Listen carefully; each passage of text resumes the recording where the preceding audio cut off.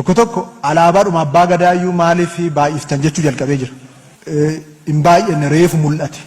Guyyaa lama dura xiinxalaan siyaasaa Jawar Mohammed waa'ee alaabaa abbaa gadaa Finfinnee keessatti dirqiin mootummaan uummata bicheessisu irratti barruu gabaabaa gama fuula Facebook isaatiin maxxansee ture. Barruun sun namoota hedduu dheekkamsiistee turte. Akkasumallee namoota baay'ee gammachiistee turte. Kana irratti mootummaan naannoo Oromiyaa Obbo Shimallis Abdiisaa gama foddaa OBN'tiin guyyaa kaleessa ibsa bal'aa irratti kennee jira yookaan deebiillee deebiseefii jira. Akkasumallee qeeqa hamaa wal qeeqan. Kana irratti xiinxalaan siyaasaa Jawar Mohammed illeen viidiyoo Obbo Shimallis Abdiisaa fayyadamuun fuula Facebook isaa irratti maxxansuun achirratti deebii laateefii jira. Ammallee deebiin deebiseefii jira. Kanarratti illee mee waan qopheeffannee qabna. Silaa jira kanallee rabbumatu walirra kaa'e jechuudha. Hin dhiifnu gaanulleen hanga isaan wal dhiisanii nu bilisoomsanii tokko ta'anii as bayanii nu bilisoomsan jenneeti isaan eegaa jirra. Ayyaanuma irreechaa kanallee hin sababseeffanne wal qeeqissa isaan itti fufanii jiran. Jalqabni dubbii kanaa maali? Maali kan jara kan akkanatti walirra kaa'e kan jedhullee mee waan tokko gaggabaabseetuman isinitti himaa akkam jirtu daawwattootaaf kabajamtoota Oromaan baga irra deebiin gara chaanaala Oromaan dhuftan namoonni haaraa taatan subscribe godha akkasumallee viidiyoon namoota hedduu bira akka dhaqqabuuf like share godha yaada keessan komentii jalatti nuuf barreessa. Daawwattoota keenya kabajamoo fi jaallatamoo dubbiin akkas ture jalqabni dubbii kana qeequmsi kunii fi akkasumallee jarri kun wanni dubbii kana jalqaba godhatanii irraa ka'anii eenyutu dubbii eegale kan jedhuu fi akkasumallee Jawar waan inni poosti godhame gabaabseen isiniif dubbisaa nafaana bu'a. Jalqabni dubbii akkas ture xiinxalaan siyaasaa Jawar Mohammed fuula Facebook isaa irratti barruu gabaabaa kana maxxanse guyyaa lama dura bulchiinsa Shaggar kutaalee garagaraatti alaabaa abbaa gadaa dirqamaan namoota bichisiisaa akka jiran dhagayaa jirra. Gocha dirqii kana keessattuu sabaa fi sablammoota biroo irratti raawwachuun alaabaa kabajamtuu saniif dabarees uummata Oromoof ilaalcha jibbaa akka dagaagu taasisa. Alaabaa san uummanni keenya ni jaallata. Akkasumallee uummanni yoo maallaqa harkaa qabaate fedha isaatiin bitata.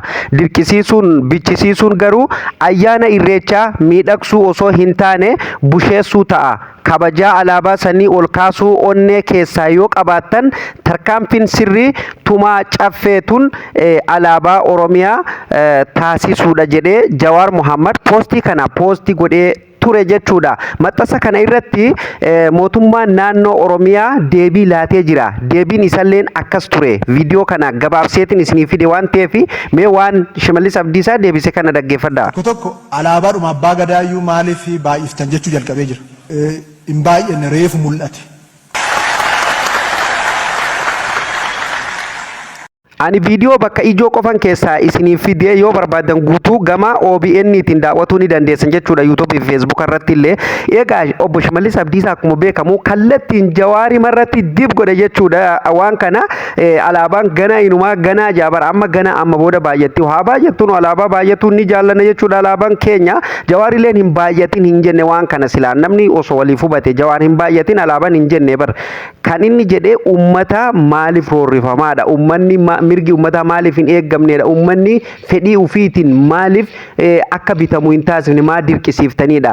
Sabaa sablammootatu ayyaana irreechaa kanaaf achirratti hirmaata waan ta'eef gaafa dirqamaan namni Finfinnee dhufe hundi alaabaa kana haa bitamu jedhanii alaabaa uummanni jaallatu kanarratti illee xurii oofuu taatii. Uummanni Oromoo gaafa bilchu alaabaa isaanillee dirqamaan nu bichisiisanii ayyaana irreecha irratti sabaa sablammoonni jedhee maqaan nu badaadha. Inni maqaa san eeguutti jira malee alaabaan maa baay'attee miti. Asirratti illee deebii kennee jira xiinxalaan siyaasaa Jawar Mohammed jechuudha. Viidiyoo makana fayyadamee jechuudha. Waan Shimallis Abdiisaa dubbate kanarratti xiinxalaan siyaasaa akkas jechuun deebii deebiseef jira jechuudha. Deebii ajaa'ibaa deebiseef shimeen onne matanaan alaabaa abbaa gadaa seeran tan Oromiyaa taasisuuf walgahii caffee itti aanu irratti dhiheessuu akka raggaasisu abdii qabna jedhee jira jechuudha.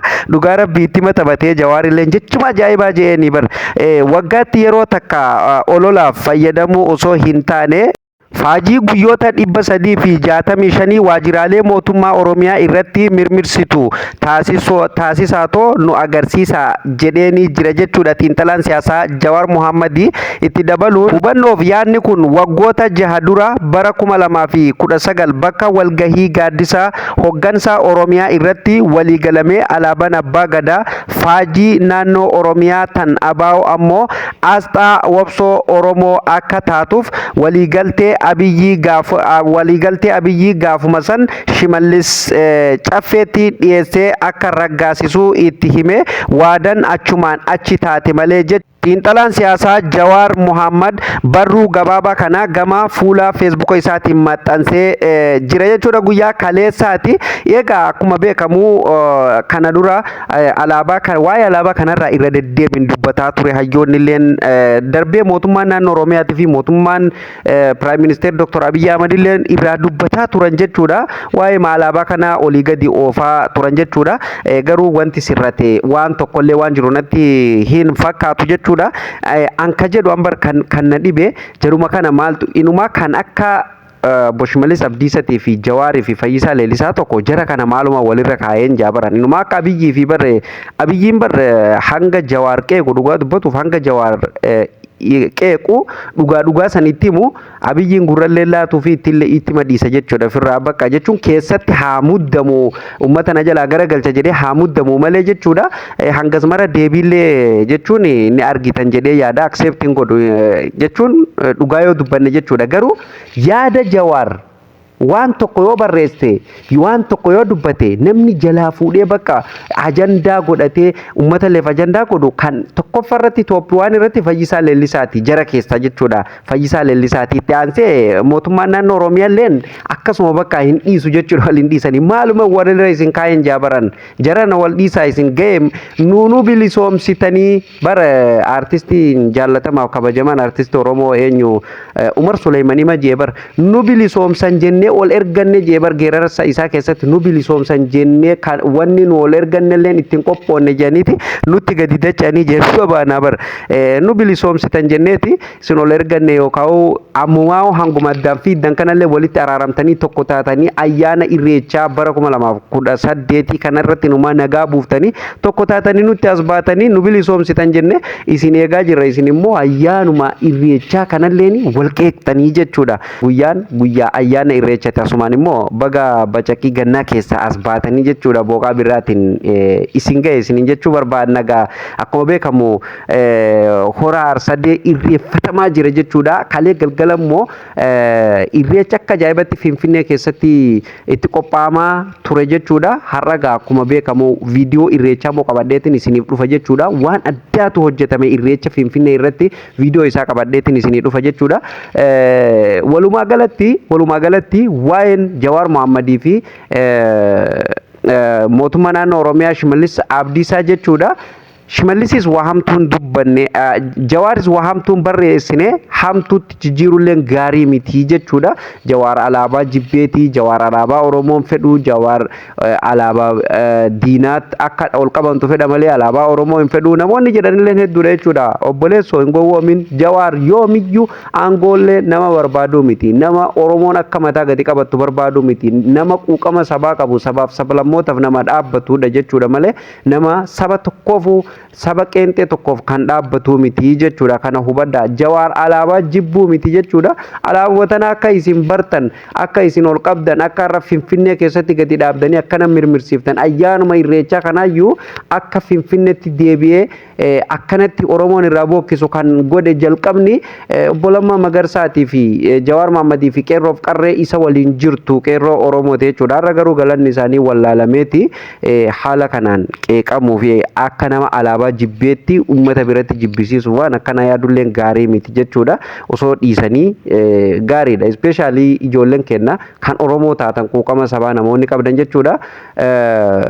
Mootummaa keessallee kan jiran ani mootummaa fi Jawaarillee naa tokkoma garuu waan tokko inni yaaduu qabnu jechuudha. Mootummaa waan inni qabuun qeequun humaa rakkoo hin qabu.